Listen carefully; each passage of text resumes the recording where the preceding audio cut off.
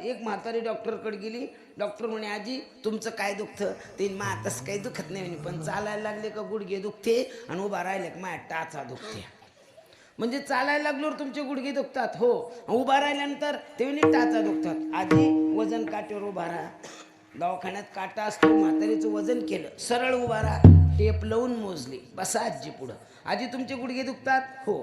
आजी तुमच्या टाचा दुखतात हो. त्याचं कारण असं आहे, तुमची उंची 5 फूट 3 इंच आहे आणि तुमचं वजन 110 किलो आहे. स्लॅबपेक्षा पिल्लर बारीक आहे. स्लॅबचं वजन ज्यादा आहे, पिल्लरचं बारीक आहे, म्हणून वजन सहन होत नाही, म्हणून ते डॉक्टर साहेब हसू नका. ज्याचं दुखत त्यालाच कळतं.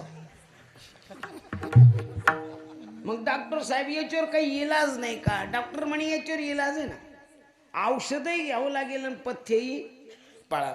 डॉक्टर साहेब मी औषधं घेईल आणि पथ्य पाळेल, तुमची शपथ.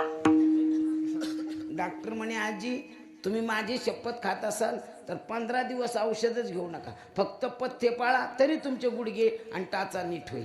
खरंच का हो डॉक्टर साहेब? ते म्हणले तुमची शपथ आजी, खरंच पथ्य पाळा तुम्ही.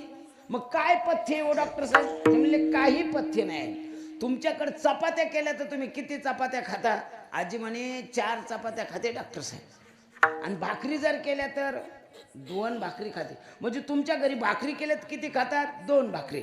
चपात्या केल्या तर किती खातात? ती म्हणे 4 भाकरी. मग आजी जर चपात्या केल्या तर 1.5 चपाती खायची आणि भाकर केली तर किती खायची? 1च भाकर खायची. काय म्हणले डॉक्टर साहेब तुम्ही? जर तुमच्या घरी चपात्या केल्या तर एका टायमाला किती खात्या? ते म्हणजे 4, तर 1.5 चपाती खात जा. आणि भाकरी केल्यात किती भाकरी खातात? ते म्हणले 2, मग 1च खात जा. मग डॉक्टर साहेब चपात्या केल्या तर 1.5 चपाती खायची आणि भाकरी केल्यावर 1च भाकर खायची. मग जेवायच्या आधी खाऊ का जेवल्यावर खाऊ?